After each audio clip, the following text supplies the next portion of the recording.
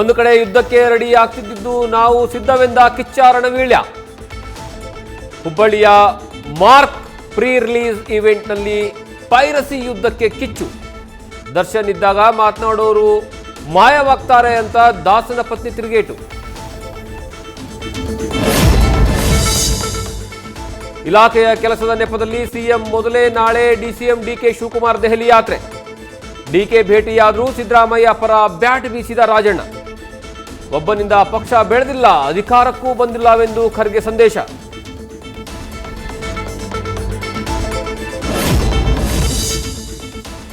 ಹೊಸ ವರ್ಷದ ಹೊಸ್ತಿಲಲ್ಲಿ ಗೃಹಲಕ್ಷ್ಮಿಗೆ ಹಿಡಿದಿದ್ದ ಗ್ರಹಣ ಮೋಕ್ಷ. ಸದನದಲ್ಲಿ ಮುಖಭಂಗ ಬೆನ್ನಲ್ಲೇ ಮುಂದಿನ ವಾರ 24ನೇ ಕಂತು ರಿಲೀಸ್. ಗ್ಯಾರಂಟಿ ಪೋಲು ತಡೆಗೆ ಸಾಫ್ಟ್ವೇರ್ ಅಭಿವೃದ್ಧಿಪಡಿಸುತ್ತಿದ್ದೇವೆ ಎಂದ ಹೆಬ್ಬಾಳ್ಕರ್.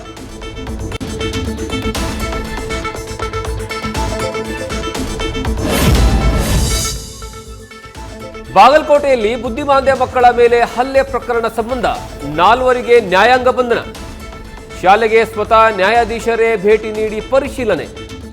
ಆರೋಪಿಗಳ ವಿರುದ್ಧ ಕ್ರಿಮಿನಲ್ ಕೇಸ್ ದಾಖಲಿಸುತ್ತೇವೆ ಎಂದ ಸಚಿವೆ ಗುಡುಗು.